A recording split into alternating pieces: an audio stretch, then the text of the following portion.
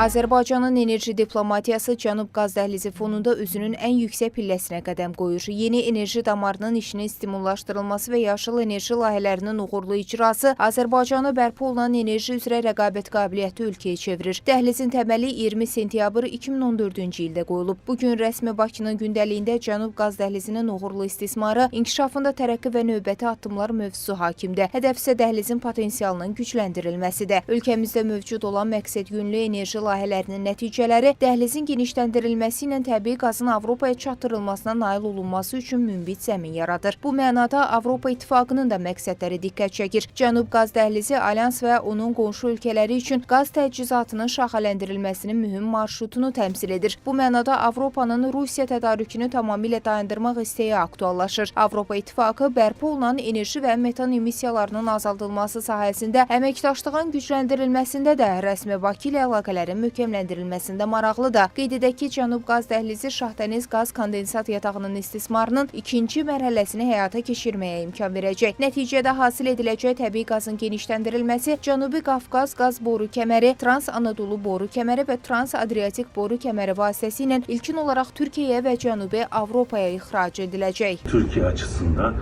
hem Azerbaycan ilişkileri hem Avrupa ilişkileri açısından önemli bir hat olmakta ve Türkiye'nin doğal gaz ihtiyacının da bir kısmını Rusya'dan değil Azerbaycan'dan sağlamasına neden olmakta ve bu fırsatı sağlamakta ve Avrupa açısından da Rusya doğal gazına alternatif bir hat oluşturmaktadır. Azərbaycanın prioritetləri sırasında Avropanın təbii qaza olan ehtiyacının müəyyənləşdirilməsi ön sırada dayanır. Təsadüfi deyil ki, Bakının ev sahibliyi etdiyi Cənub qaz dəhlizi məşvərət şurası çərçivəsində nazirlərin 11-ci və Yaşıl Enerji Məşvərət Şurası çərçivəsində nazirlərin 3-cü iclaslarında çıxışı zamanı Prezident İlham Əliyev qaz təchizatımızın Avropadakı coğrafiyasının bir mənalı olaraq genişlənəcəyini bildirib. Dövlət başçısının sözlərinə görə Azərbaycan təbii qazı 12 ölkəyə çatdırır ki, onlardan 10-u Avropa ölkəsi, 8-i isə Avropa İttifaqının üzvləridir. Rəsmi Bakı üçün yeni yerlərdə hasilatın başlamasının önəmi bir daha gündəmə gəlir. Cənub qaz dəhlizinin indiki ötürmə gücü 21-22 milyard kubmetrdir ki, Azərbaycan hal-hazırda bu boru xəttinin tam istismarını həyata keçirir. Yəni boru xətti ötürmə gücü çərçivəsində tam olaraq istismar edilir.